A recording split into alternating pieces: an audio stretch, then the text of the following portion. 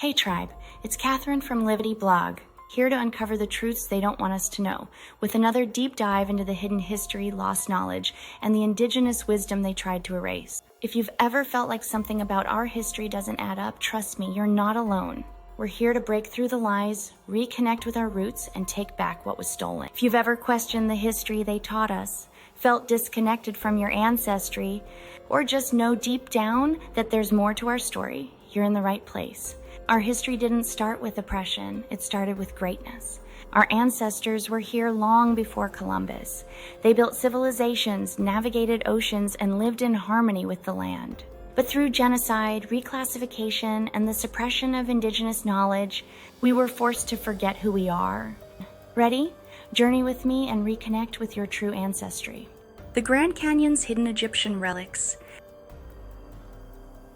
The Grand Canyon has long been revered as a geological wonder, but evidence suggests it may also be the site of a lost civilization with Egyptian ties, one that has been intentionally covered up by mainstream institutions like the Smithsonian. From native oral traditions to astronomically aligned structures and striking architectural similarities with Egyptian pyramids, the case for an ancient pre-Columbian empire in North America continues to grow. One of the most compelling pieces of evidence pointing to an Egyptian presence in the Grand Canyon comes from a 1909 article in the Arizona Gazette. The story describes an expedition led by G.E. Kincaid, who allegedly discovered a vast underground city filled with Egyptian-style artifacts, mummies, and hieroglyphics deep within the canyon. Kincaid, sponsored by the Smithsonian Institution, reportedly found chambers carved into rock, massive statues resembling Buddha or Osiris, and tablets covered in unknown inscriptions. Shortly after, the Smithsonian denied all knowledge of the find, and no official records of the discovery exist today. Critics argue that this was an act of deliberate suppression to protect the mainstream narrative, that no Old World civilization had significant contact with North America before Columbus. The Smithson family and the history of the Smithsonian Institute is something that we never talk too much about. There's just incredible underground storage vaults in the Smithsonian Institute where they it's like I call it the informational Area 51, where things that aren't quite fitting the normal pattern of what people want or told they need to know about are hidden away. One of the big things is this underground cavern system was uncovered in the bottom of the Grand Canyon.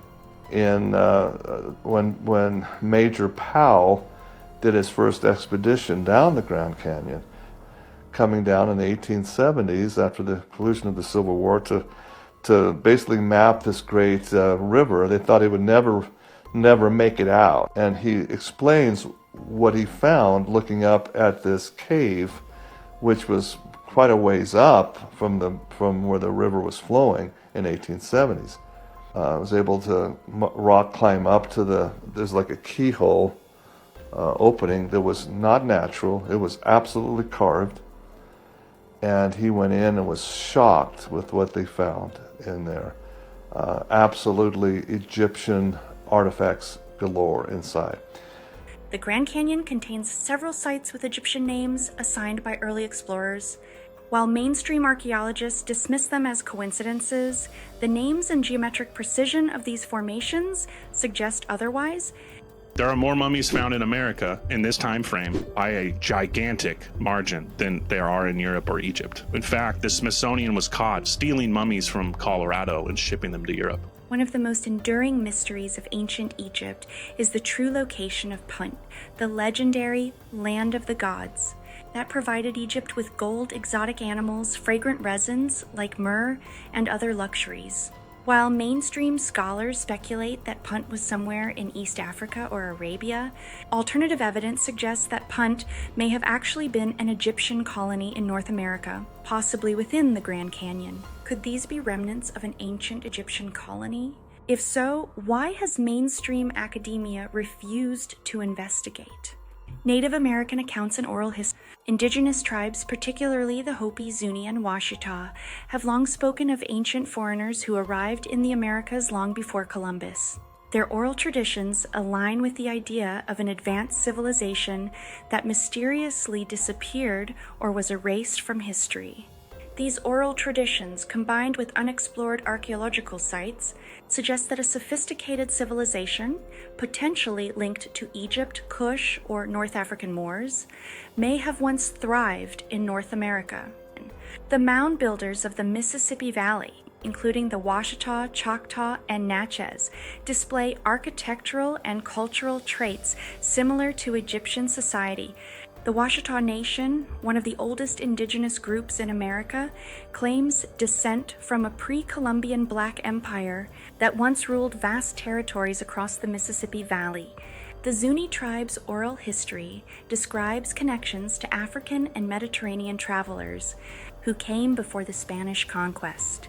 The biggest mystery in North America is no doubt the history of the mound builders. There are thousands of mounds in North America, mostly along the Mississippi Valley, created by a culture that has never been fully explained or explored. These people have been purposely portrayed as primitive, but some of their mounds in North America along the Mississippi Valley are bigger than the pyramids in Egypt. Most of them have never been excavated or explored. Many highly advanced artistic artifacts have been found within these mounds that have been explored, but most of them have been stolen, especially the most advanced artifacts, like these copper embossed sheets. This looks like something out of modern art and would have been incredibly difficult for primitive people to make. This is another example that now only exists in replicas and black and white photos. The real artifacts have been stolen or destroyed. What is going on with the ancient mound builders of North America? If Egyptians or a related ancient group reached North America, their influence may have extended beyond the Grand Canyon. The mound builders of the Mississippi Valley, including the Washitaw, Choctaw, and Natchez, display architectural and cultural traits similar to Egyptian society. The Cahokia Mounds of Illinois are massive pyramid-like structures aligned with celestial movements, reminiscent of the Egyptian temples we see today.